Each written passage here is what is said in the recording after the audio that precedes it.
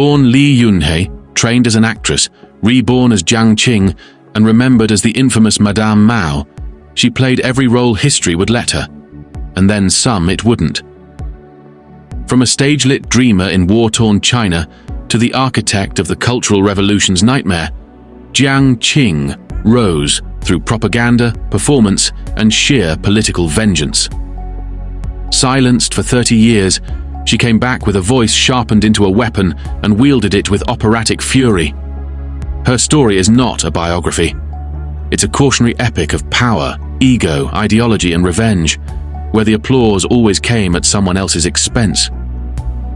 This is the tale of the woman who mistook revolution for a spotlight and turned a nation into her stage.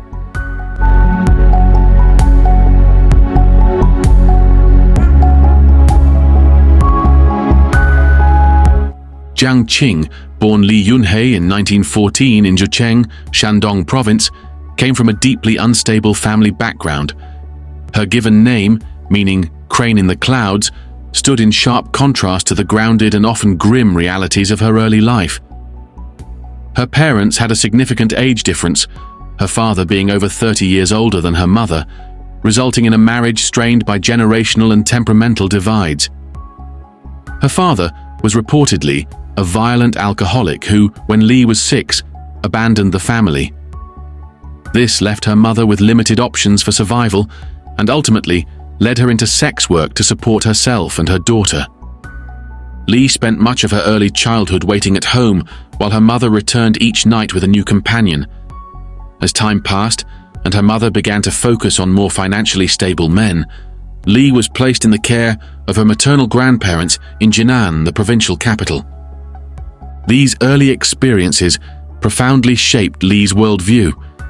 Witnessing the vulnerability and social dependence of women under a patriarchal system instilled in her a lasting resentment toward traditional Chinese values, particularly those that gave men total control over women's lives. By the age of 10, she had developed a strong-willed and argumentative nature. Her refusal to conform often led to social isolation and bullying by her peers. Frustrated by the constraints of her environment and desperate to find a space where her outspoken personality would be recognized rather than punished, she dreamed of escape. When a traveling theater troupe arrived in Jinan, 14-year-old Li saw an opportunity to leave behind her constrained upbringing. Believing that the stage might offer the visibility and freedom she craved, she chose to run away with the troupe, setting the course for a life driven by performance, ambition, and eventually, politics. A coincidental turn of events changed the course of her early ambitions. Her grandparents, having enjoyed a previous performance by the theater troupe, purchased tickets upon learning the group was returning to Jinan. They were shocked to see their granddaughter step on stage during the show, unaware that she had joined the troupe. After the performance, they went backstage to confront her and insisted she return home. Li responded with a dramatic and emotional plea, insisting that being separated from the stage would break her heart. Her reaction convinced her grandparents of her sincerity and determination. In response, they offered a compromise. She could return home and live under their supervision, and in return, they would support her formal training by enrolling her in the Academy of Performing Arts in Jinan. Thus, she began her life on stage, trading a future of arranged silence for one of scripted chaos. Soon, however, she discovered that casting decisions were often influenced not by talent, but by sexual exploitation, a practice commonly referred to as the director's casting couch. As she entered adolescence, she was invited to audition in a context that strongly suggested such exploitation. Having grown up aware of the abuses her mother had endured, Li approached the situation with suspicion and caution. Nevertheless, she understood that conforming to such expectations could determine whether or not she advanced in the industry. For a young girl who had experienced emotional neglect, the attention and applause of an audience offered a powerful sense of validation, and she realized she faced a pivotal choice. Surrounded by students who were cleaner, richer, and more demure, Li had the unmistakable air of someone who didn't just bring baggage, she brought matching emotional luggage sets. Her clothes were a fashion statement in poverty chic, threadbare, ill-fitting, and probably older than some of her classmates. She didn't blend in. She clashed. Inferiority was the perfume of the hour, but instead of crumbling under the scent, Li opted for a strategy that would later become her signature move: fake it with ferocity. She layered arrogance over insecurity like stage makeup, and leaned into contrarianism with the enthusiasm of someone who knew that if you couldn't be liked, you could at least be memorable. Feisty to a fault and argumentative by choice, she stirred up drama in a drama school, an achievement in itself. Yet despite her social grating and rebellious flair, Li's talent was undeniable. Even her critics had to admit that when she stepped on stage, the theatrics came naturally, and not just the offstage kind. But the spotlight was dimmed in 1930 when the Academy shuttered, sending its budding performers into Beijing's unforgiving arts scene. There, reality checked in with a thick accent, literally. Their provincial Jinan dialects were considered backwater babble in the capital, and Li found that talent didn't translate when wrapped in the wrong phonetics. With dreams deferred and money evaporating faster than audience applause, she retreated to Jinan, emotionally jet-lagged and creatively bankrupt. At 16, perhaps nudged or shoved by her ever-practical grandparents, she gave marriage a shot. Her first husband, presumably chosen for his proximity rather than passion, came with in-laws who expected a dutiful domestic doll and got a flamethrower in a kipao.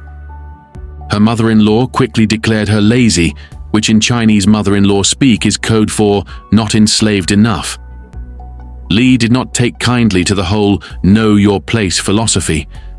She railed, raged, and rejected her designated household rank with the same energy she once used to reject bad monologues.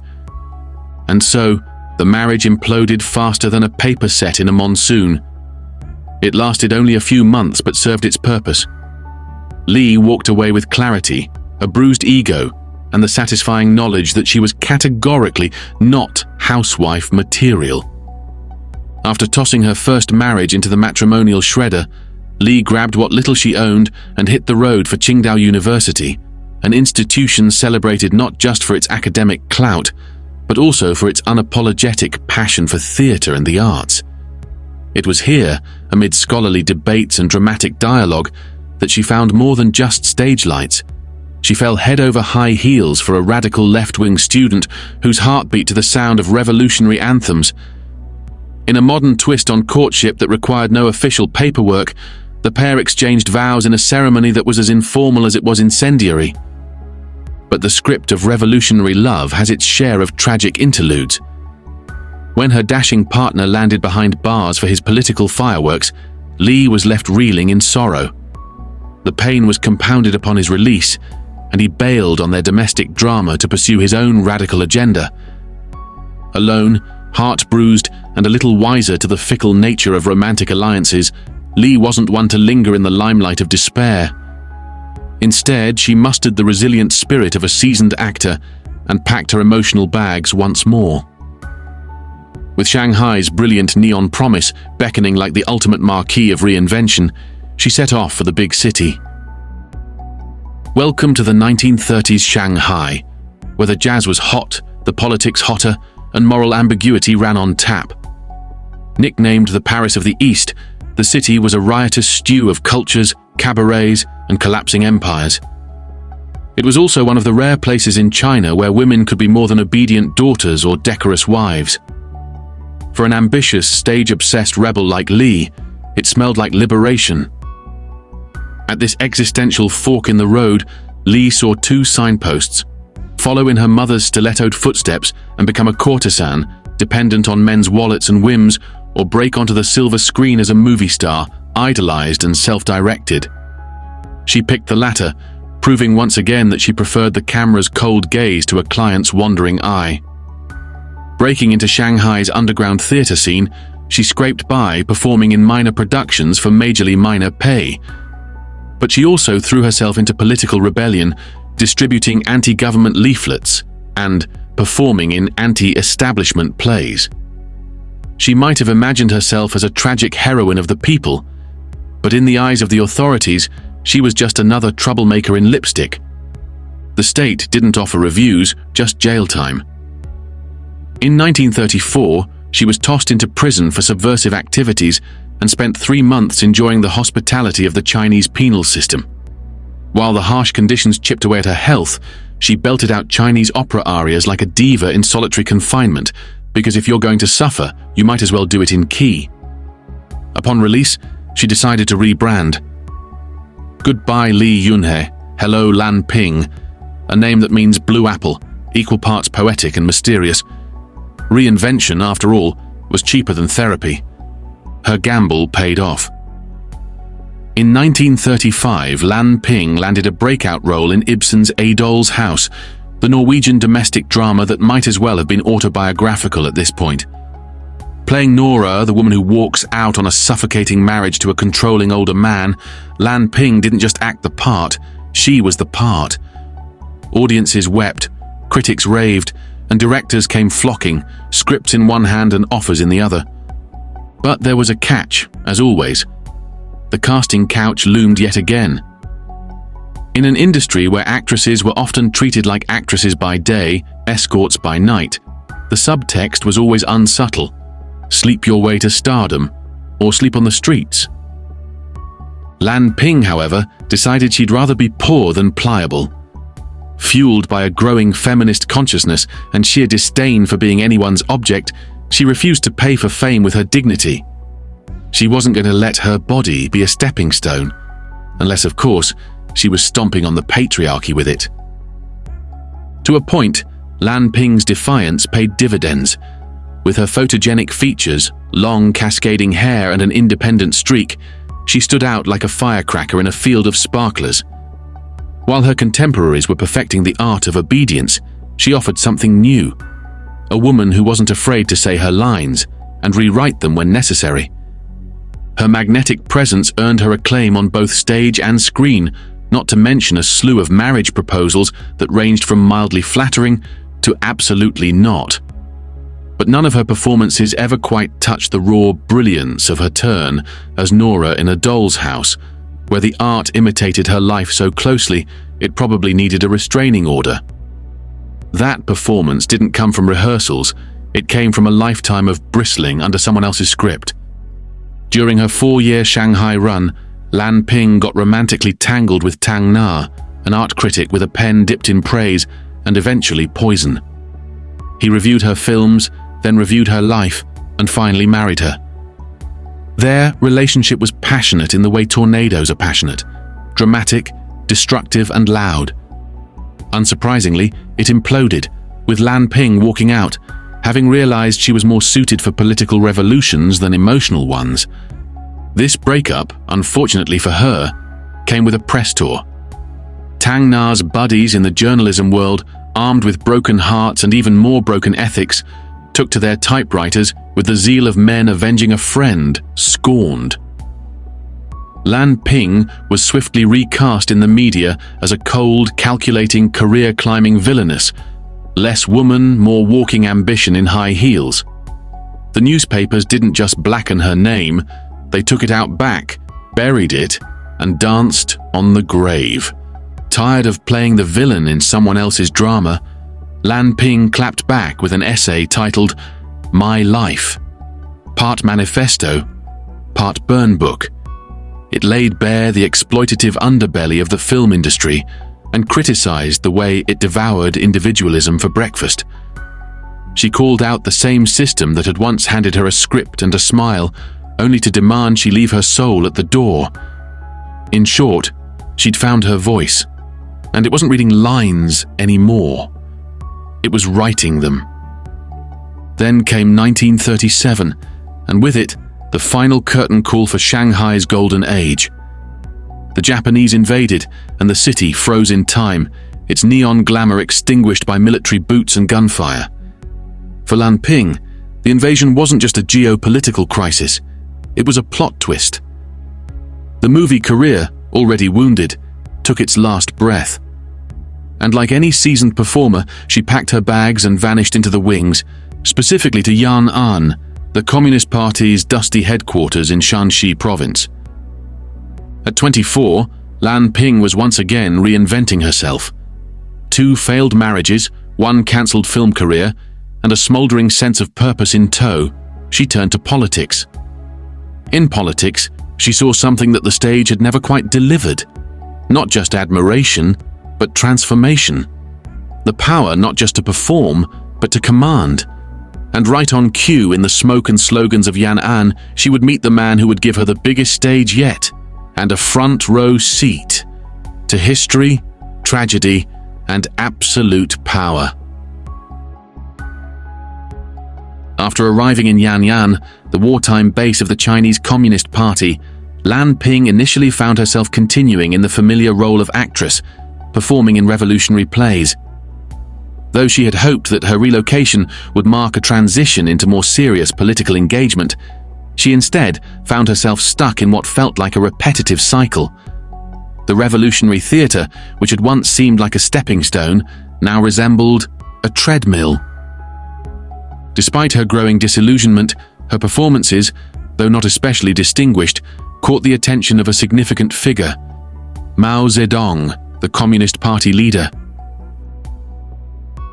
Mao, already a father of 8 and married to her Zizhen, a respected revolutionary who had marched thousands of miles alongside him during the Long March, became enamored with Lan Ping. His attraction led to the beginning of a romantic relationship between the two. Their affair quickly sparked controversy.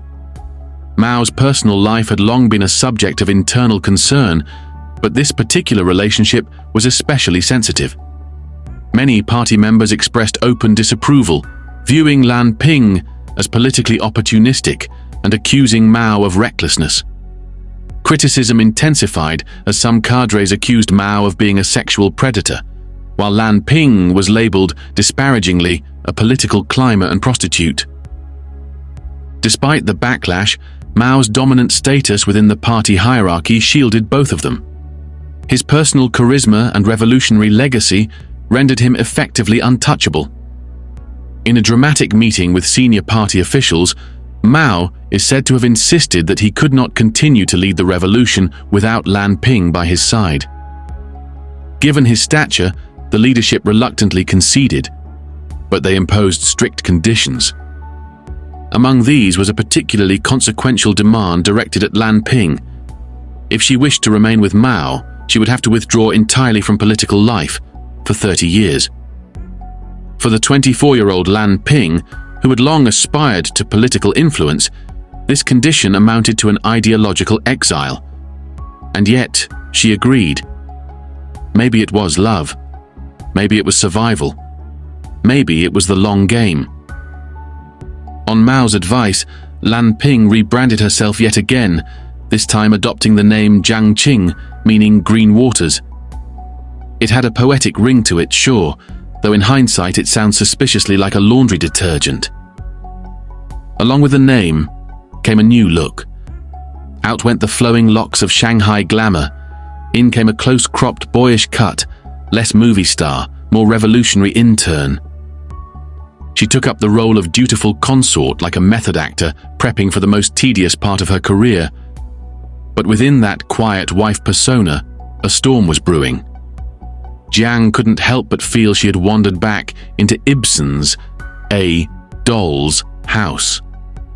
Only this time, without the option to slam the door and leave. Condemned to silence for 30 years, she was expected to keep her revolutionary opinions to herself and stick to embroidery, child-rearing, and the occasional politically acceptable grimace. It was a bitter pill for someone whose identity had always been a heady cocktail of ambition, defiance, and eyeliner. But then came the birth of her daughter, Li Na, a moment that jolted Jiang Qing into something resembling renewed purpose. She began to see her position not just as a gilded cage, but as a very strategic nest. Slowly, methodically, she began to reclaim her voice. What began as cautious confidence soon snowballed into outspoken outbursts, leaving party officials deeply uncomfortable and nostalgically longing for the days when the chairman's wife merely glared from the sidelines. Domesticity fit her about as well as peasant garb on a red carpet. Stripped of political influence, she redirected her energy toward projects with the ideological depth of a puddle. So, when a film director suggested making a documentary about the revolutionary power couple, Jiang Qing jumped at the chance like a starving actress spotting a camera crew. She delivered a polished, passionate, award-worthy performance. Mao, on the other hand, looked like someone had tranquilized a statue. The final verdict? Jiang dazzled, Mao dozed, and the film was promptly shelved. The revolution evidently would not be televised. Over time, Jiang's frustrations fermented into something far stronger, ideological obsession with a bitterness chaser. She clung to communist doctrine like it was a script she wasn't allowed to read aloud, all while smoldering with resentment at the men who enforced her decades-long silence. Her rage, like her hair, was now tightly controlled, waiting patiently for the day it could erupt on cue. Meanwhile, the party's triumphs were crumbling under the weight of its own slogans. On October 1st, 1949, the Communists declared victory over Chiang Kai-shek's nationalists and launched the People's Republic of China. Cue fireworks, parades, and mass disillusionment. Mao took the helm as chairman, hailed as a revolutionary godhead, but promptly steered the ship straight into the iceberg of the Great Leap Forward. In one of history's darkest experiments in forced modernization, industry was rammed into rural villages, crops were ignored in favor of fantasy steel production, and the result was one of the worst famines in human history. Up to 30 million people died. Proof that if you're going to leap, maybe check where you're landing.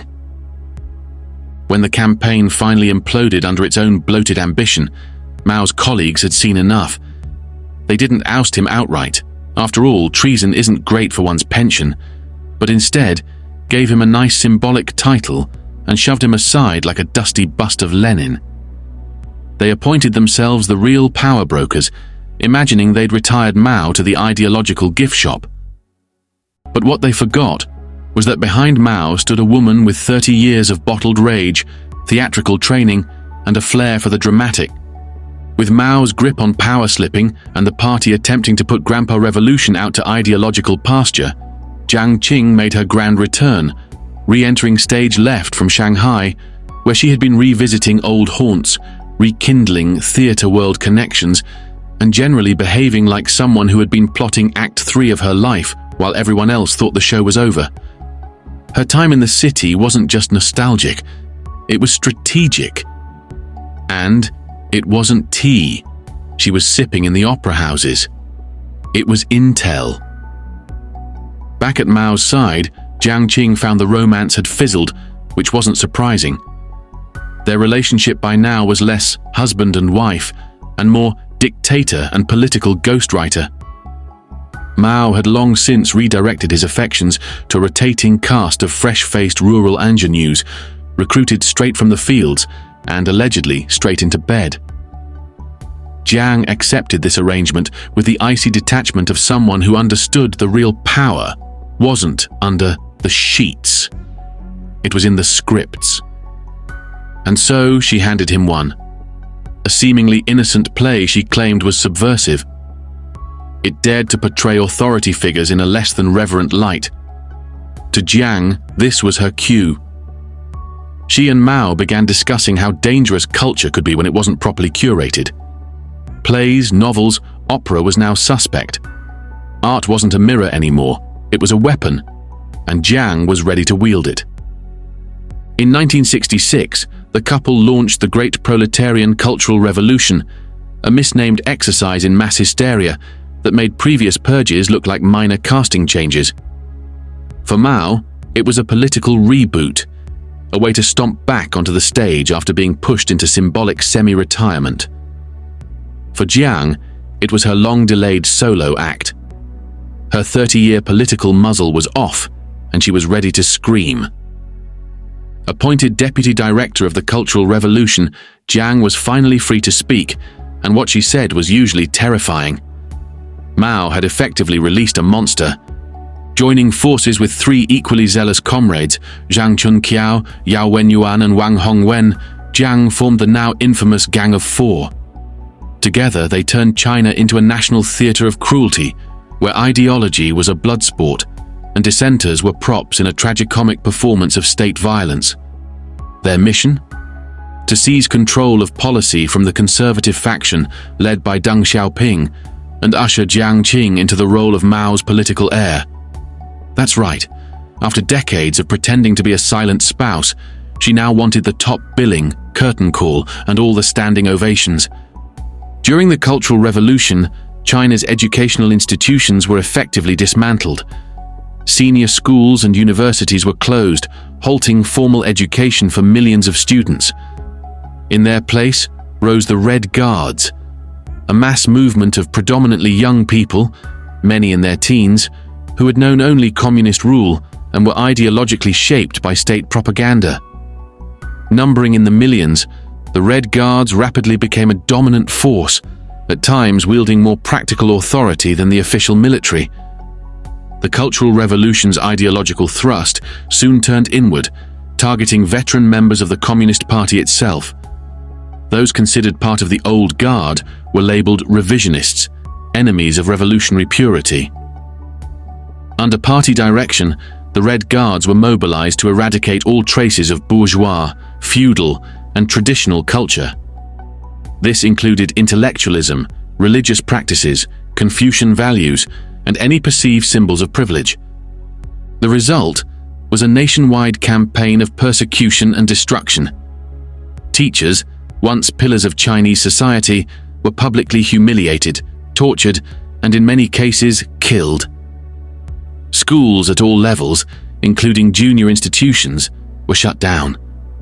Individuals from so-called exploiting classes, those with ties to landowning, scholarly, or professional backgrounds, were subjected to public degradation, which often included having their heads partially shaved and being drenched in ink.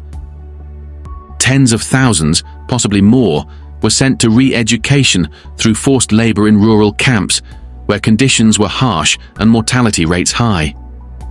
At the same time, cultural relics, historical texts, religious icons, and art were destroyed in vast quantities, as the Red Guards, driven by ideological fervor and often lacking historical understanding, sought to erase what they believed were counter-revolutionary remnants.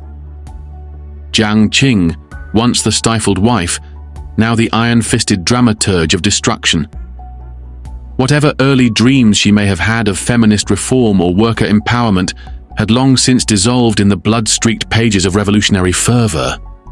With unimaginable power finally in her hands, she became cold, calculating, and chillingly indifferent to the human toll.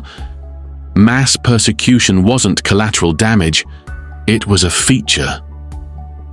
While the Cultural Revolution raged and China's intellectual and cultural foundations were being reduced to ideological rubble, Jiang Qing was multitasking like a tyrant with a to-do list and a very sharp pen. She expanded her influence beyond political purges by aggressively reshaping China's cultural landscape. As part of her broader ideological campaign, she worked to rewrite the endings of contemporary plays, novels, and operas to conform to revolutionary doctrine. In addition to altering existing works, she commissioned new literature, theatre, and music that reinforced the values and propaganda of the Cultural Revolution. These productions, often rigid and didactic, were designed to serve not as entertainment, but as tools for political indoctrination. The official press responded with glowing praise for these state-sanctioned works, and Jiang made strategic use of this coverage. Behind the scenes, it appeared that she was also settling old scores. Many of the cultural elites she targeted, directors, writers, film executives, and politicians, were individuals who had previously slighted her during her early career in Shanghai, or who had been connected to her second husband, Tang Na, whose literary circle had once been publicly critical of her. Using her newfound authority, Jiang subjected these former colleagues and critics to public humiliation, professional ruin, and in some cases, political persecution. As she traveled across the country giving speeches, Jiang cultivated the persona of an experienced political figure, adopting the rhetorical style of an impassioned orator. Her speeches were designed for theatrical effect, carefully structured to sway audiences with emotional highs and lows. To the public, she presented herself as an extension of Mao himself, and comparisons to the chairman, however exaggerated, became part of the public script. In many cases, these sentiments were echoed out of fear, not admiration, as open criticism of Jiang Qing could result in severe consequences. In the late 1960s, Jiang achieved a major milestone in her political ascent. She was appointed as the first woman to sit on the Politburo, the top decision-making body of the Communist Party. The woman who once couldn't get a decent line in a student play now held real, terrifying power. Proof that hell hath no fury like an actress turned ideologue with a 30-year grudge and a direct line to the chairman. As the 1970s dawned on a China still coughing up the ashes of the Cultural Revolution, Jiang Qing was racing against time. With Mao 20 years her senior and increasingly wheezing his way toward the grave, Jiang operated like a woman who knew the final curtain was dropping and still had 3 acts to cram in. Her greatest fear wasn't death, it was irrelevance. And so, she roared louder, burned brighter, and dared the Communist Party to come and stop her. By 1974, Jiang had stopped pretending to care about discretion. She was openly taking lovers, flaunting her flings like revolutionary trophies, and rebranding promiscuity as feminist praxis. A woman's right to choose, she seemed to say, should extend all the way to her bedroom, and preferably several. To the party, this was scandalous. To Jiang, it was Tuesday. Increasingly unaccountable and unhinged, she strutted through state functions like a diva on the brink of a nervous breakdown. She granted a rogue interview to a foreign journalist without Mao's permission. In it, she pitched herself as a global leader, because why not? If delusion was a crime, Jiang Qing was already on death row. The faux pas didn't stop there.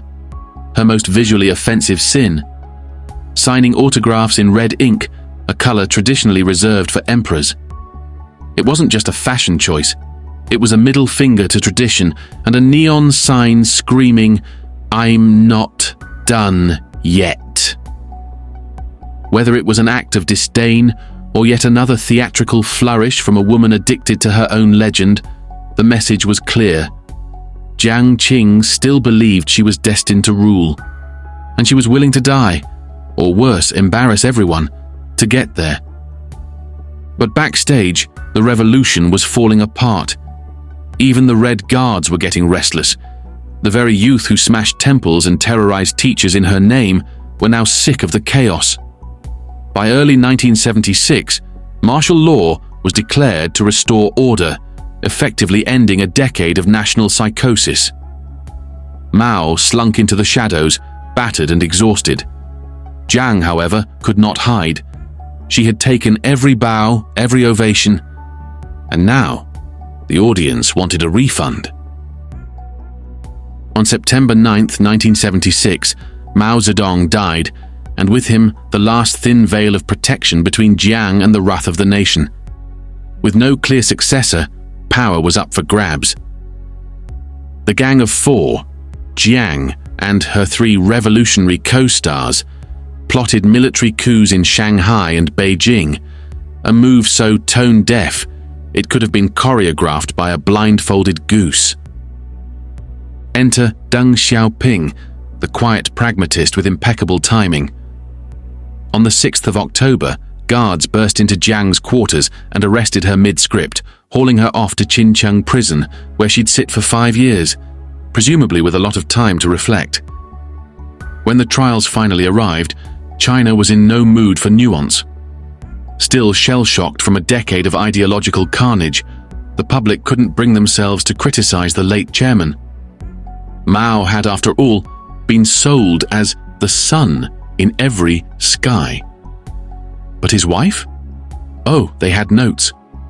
Jiang Qing was blamed for everything the nation couldn't or wouldn't lay at Mao's feet. She became the national scapegoat in lipstick, the embodiment of every excess, every cruelty, every revolutionary fever dream turned nightmare. Her final title? The White-Boned Demon. During her trial, Jiang Qing maintained that she bore no independent responsibility for the events of the Cultural Revolution. Her defense was blunt and unapologetic. "I was Chairman Mao's dog," she told the court. "Whomever he asked me to bite, I bit." With that, she attempted to shift the blame to Mao Zedong, portraying herself as a loyal subordinate rather than a principal architect of one of modern China's most traumatic political movements. In 1981, Jiang Qing was found guilty of counter-revolutionary crimes and sentenced to death. The sentence was later commuted to life imprisonment, sparing her execution, but condemning her to a prolonged fall from power.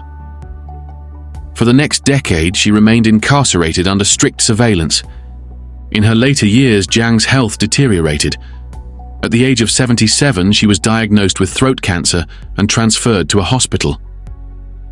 On April 14, 1991, Jiang Qing was found dead in her hospital bathroom, having taken what might generously be called her first unscripted exit. One final act of control from a woman who rarely tolerated direction. As for whether Jiang Qing ever truly understood the scale of her crimes, the millions persecuted under her ideological vendettas, the lives shattered to serve her thirst for relevance, it's hard to say. Remorse was never her strong suit, and self-awareness seemed to be missing from her repertoire altogether. Her grasp on feminism was similarly dubious. While she claimed to speak for women's liberation, she wielded the rhetoric like a weapon, not to uplift, but to punish. Those who dared to suggest she belonged in the wings rather than center stage were promptly exiled, shamed, or destroyed. She wasn't fighting for equality. She was fighting for domination, dressed in revolutionary drag. Even Mao, a man not known for his delicate assessments of character, once called her a paper tiger, all noise and bluster, liable to collapse at the first push. But in that, he miscalculated. Jiang Qing wasn't fragile. She was volatile. A human Molotov cocktail of wounded pride, stage training, and revolutionary fury. Silenced for decades, she emerged not with reasoned reform, but with scorched earth vengeance. In the end, Jiang Qing got everything she ever wanted: power, fame, and a nation watching her every move. What she didn't count on was that history, unlike propaganda, has a long memory and no editor. And in its judgment, she remains not a heroine, but a cautionary tale in red ink.